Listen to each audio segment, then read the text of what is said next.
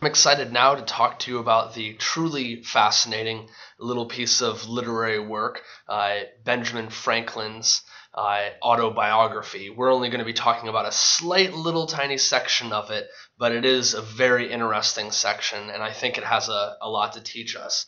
The autobiography was written over several different stages between 1771 and 1790. You can see this little bit we have was written in 1784.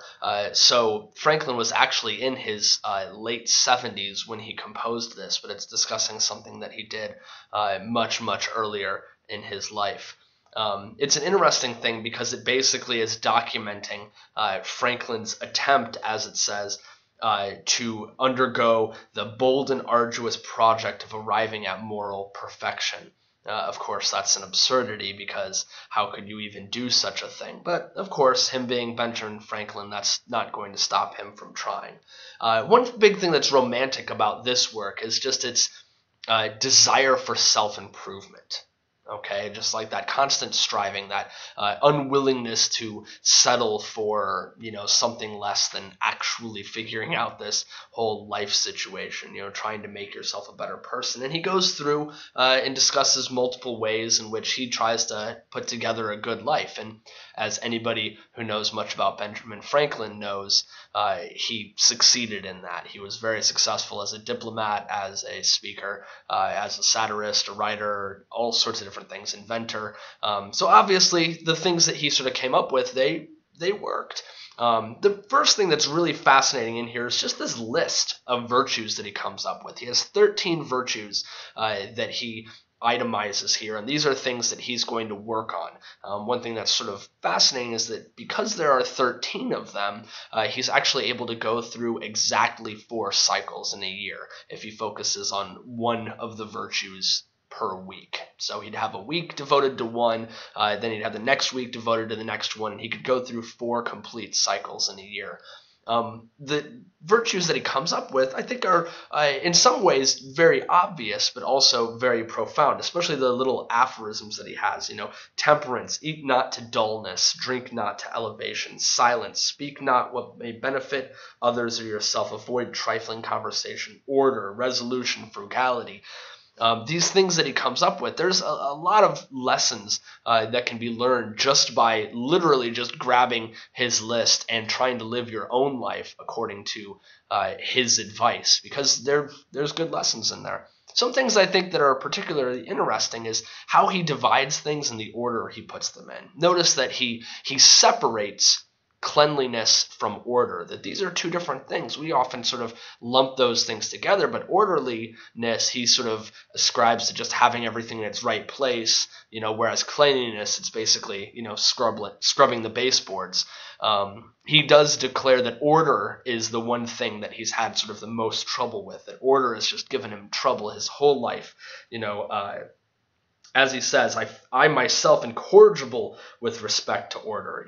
Order gives him the most trouble. Found that though it might be practicable where a man's business was such as to leave him the disposition of his time, that of a journeyman printer, for instance, was not possible to be exactly observed by a master.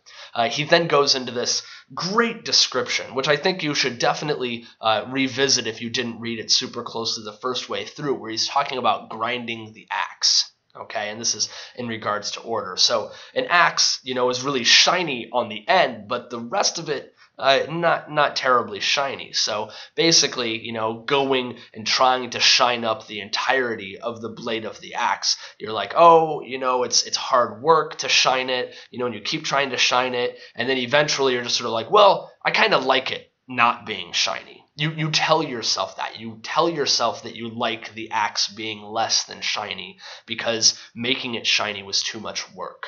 And this is kind of the same thing that he's talking about in regards to order or the pursuit of any virtue that you find to be particularly troublesome to obtain. Is that eventually you'll be like, say, for example, you have a particular vice, like you always leave wet towels on the floor after you get out of the shower or something like that. Like at first you might try to cure this problem, but eventually you might get to the point where you're just like, well, I kind of like the wet towels on the floor. that's exactly what he's talking about. You're just coming in the back door and trying to justify the maintenance of this vice that you have. So I think it's a good, intriguing metaphor. All of these things that he has in this list are really compelling, especially, justice, tranquility, be not disturbed at trifles or at accidents common or unavoidable. Think of all the times that you or other people not to call you out, get upset when somebody cuts you off on the highway, or, just sort of gets in your way or inconveniences you. We tend to get upset by these things, but Franklin would say, don't be disturbed at trifles. Don't let these things get in your way. Also, it's interesting because he puts these things in a certain order, sort of in order of not necessarily their difficulty, but how much they relate. So he puts temperance first, because if you don't overeat and you don't overdrink, then you're going to be more likely to do the types of good things that he's advising elsewhere, such as remaining silent, like not just talking all the time. That whole entire idea, as he says very directly, my desire being to gain knowledge at the same time that I improved in virtue, and considering that in conversation it was obtained rather by the use of the ears than of the tongue, and therefore wishing to break a habit I was getting into prattling, punning, and joking, which only made acceptable trifling company, I gave silence the second place.